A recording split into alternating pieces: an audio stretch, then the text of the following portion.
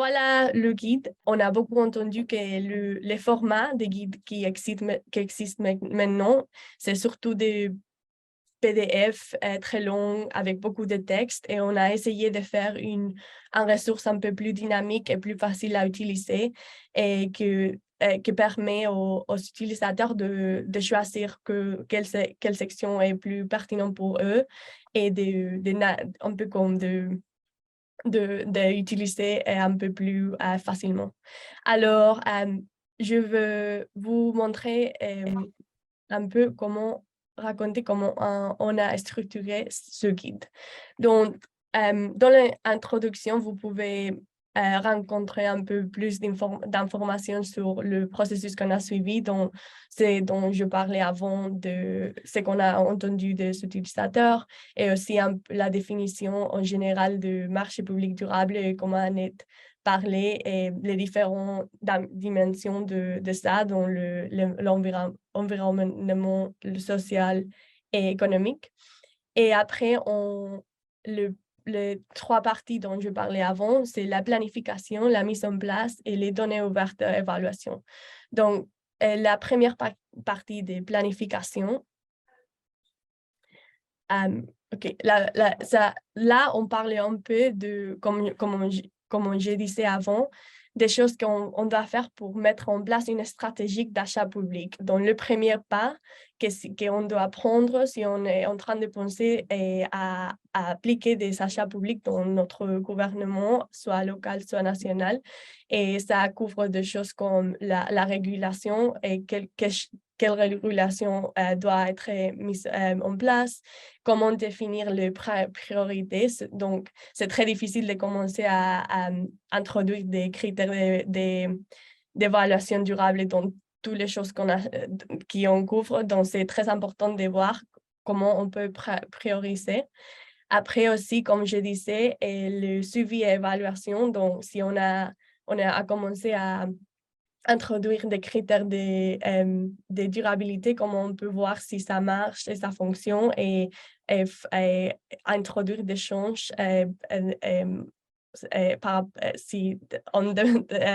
s'il y a des choses qui ne marchent pas ou comment on peut suivre le progrès.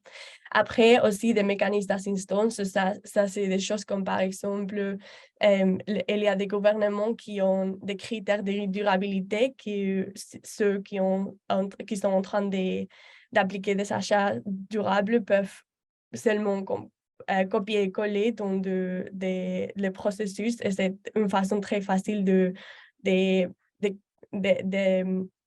faciliter aux professionnels des achats publics d'introduire des critères d'évaluation durable. Et après, le plan d'action. Et ça, c'est un peu comment on va communiquer à tous la stratégie qu'on a élaborée pour introduire des achats publics durables. Après la mise en place, là, on parle un peu de pas qu'on doit suivre dans un processus spécifique d'achat public, donc des choses comme comment on peut voir évaluer les besoins qu'on a, choisir une méthode de passation de marché, interagir avec les acteurs du marché, notamment le fournisseur, définir les critères, élaborer des obligations contractuelles et suivre l'exécution. Et à la fin, on a toute une section qui parle un peu des objectifs spécifiques qu'on peut suivre quand on est en train d'introduire des critères d'achat public durable. Donc, on a choisi 4, et ça, c'est la réduction d'émissions de carbone, l'inclusion des genres et l'écoute du cycle de vie. Et on sait qu'il y a beaucoup plus d'objectifs qu'on peut suivre, mais on croyait que ces 3, c'était très important et qui sont très utiles pour ceux qui sont en train de commencer à introduire les achats publics durables. Alors, je vais maintenant vous montrer les différentes sections. Et là, vous pouvez voir un petit diagramme. Là, on présente les différentes parties que vous pouvez trouver dans la section de planification et vous pouvez voir là comment chaque partie répond à une question qu'on a entendue de la part des utilisateurs. Et je vais vous montrer les ressources que vous pouvez trouver dans la section de planification qui, on croit, qui sont spécialement utiles pour vous quand vous êtes en train d'introduire des achats publics durables. Donc, comme j'ai déjà dit, une des choses qui est très importante, c'est la régulation.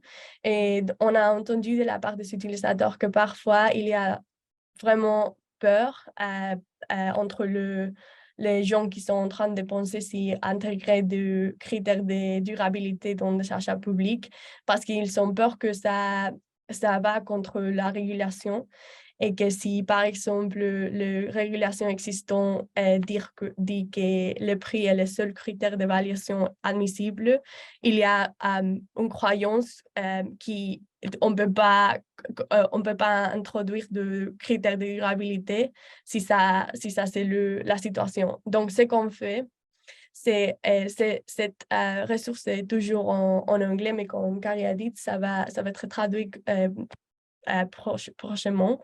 Mais c'est une façon très rapide et facile de voir comment vous pouvez considérer la durabilité dans l'évaluation des achats publics, même si il y a le prix, c'est le seul critère d'évaluation admissible.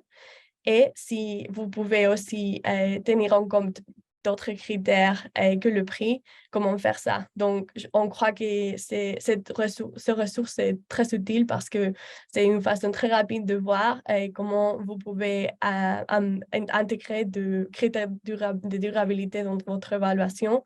Et, quoi que soit l'environnement de régulation. Après, dans cette section, on a aussi la section de suivi et évaluation.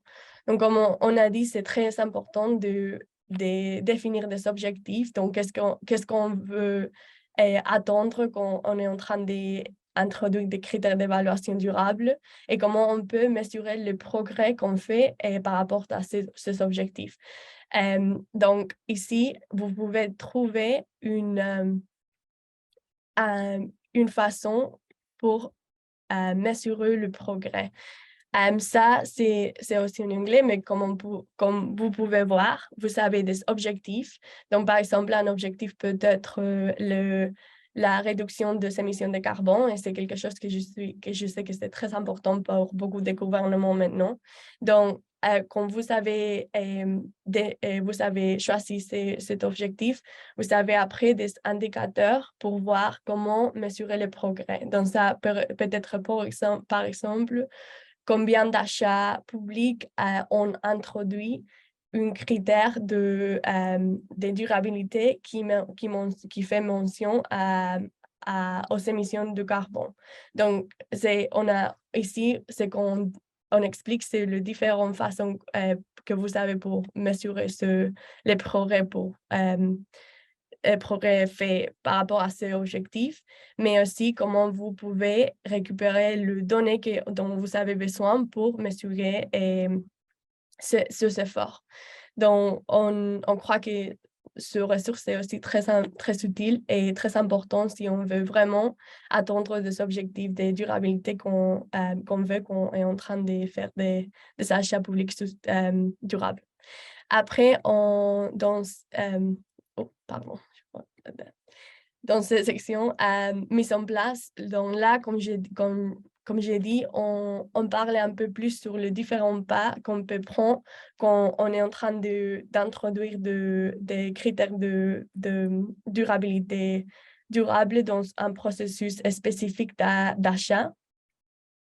Et là, je vais vous montrer comme j'ai dit, il y a déjà beaucoup de ressources qui existent et beaucoup d'exemples comment d'autres pays et d'autres gouvernements ont déjà fait des choses comme ça. On croyait que c'était très important de faire référence à ça parce que quand tu vois quand d'autres gens ont intégré la durabilité dans ces achats, c'est beaucoup plus facile de le faire nous-mêmes. Et une des choses qu'on a intégrées ici, c'est des façons d'intégrer des critères d'évaluation durable dans des processus d'achat. Donc, ici, on peut voir un exemple du Pays-Bas. Donc, qu'ils ont fait là, c'est que ils sont en train d'évaluer des différents fournisseurs. Ils vont voir pas seulement le prix, mais aussi les émissions de CO2 qui sont qu'ils présentent par rapport à ce projet. Donc, si par exemple un fournisseur a un prix plus bas, mais les émissions qui sont liées à son projet sont beaucoup plus hautes qu'autres fournisseurs, ils vont pas gagner le concours, mais il y a peut-être quelqu'un qui a un projet un peu plus durable, et pour ça, même si le prix est un peu plus haut que l'autre fournisseur, ils vont gagner le concours. C'est comme ça qu'ils ont intégré les critères de durabilité. Et je vous invite après à voir à lire un peu plus sur cet exemple. Et après, il y a un exemple aussi de Chili. Donc, ce qu'ils ont fait là, c'est d'intégrer la possibilité dans la régulation de tenir en compte le genre de fournisseurs qui sont en train de se présenter aux achats. Donc, ça veut dire qu'ils se sont rendus compte que les 36% des marchés publics avaient été attribués à des femmes. Et donc, ce qu'ils ont fait, c'est introduire des dispositions pour la prise en compte de critères d'attribution évaluant des aspects liés à l'inclusion des femmes. Donc, c'est une façon d'introduire des critères de durabilité dans l'évaluation d'une façon avec la régulation et pas seulement dans la pratique. Et après, finalement, je vais vous montrer la dernière section. Et là, comme je vous ai déjà expliqué, on présente comment vous pouvez introduire des critères d'évaluation, de durabilité dans l'évaluation des achats publics pour atteindre certains objectifs. Ça, c'est la réduction des émissions de carbone, l'inclusion des genres et l'écoute du cycle de vie. Et on a aussi introduit une section où on explique comment comme j'avais dit déjà, c'est que c'est très important, c'est qu'on a fixé des objectifs, c'est comment penser à comment on va mesurer le progrès qu'on fait par rapport à ces objectifs. Et il y a différentes façons par lesquelles on peut récupérer les données nécessaires pour mesurer ces progrès. Et ça va dépendre aussi de la capacité que des différents pays et gouvernements ont. Donc, ici, on propose des différentes façons de faire ça et selon la capacité du pays. Donc, comme vous pouvez ici, on a appelé ça code restreint et code. Et c'est des différentes façons pour récupérer les données nécessaires et mesurer le progrès par rapport aux objectifs des achats publics durables. Donc, ça, c'est un peu la structure du guide qu'on a créé. Après, vous pouvez voir là-bas aussi qu'on a des sections spécifiques pour des orientations sectorielles. Et tous les ressources qui sont liées tout au long du guide sont aussi ici dans cette section ici. Et après, on a aussi un guide des éco-étiquettes qu'on a trouvé que c'était quelque chose qui est très populaire, mais pas tout le monde sait comment les intégrer quand on est en train de définir des critères d'évaluation durable. Alors, on a créé ce guide aussi. Bon, merci beaucoup pour être ici et j'espère que ça c'était clair. S'il y a des questions, n'hésitez pas à me demander ou de les poster dans le chat.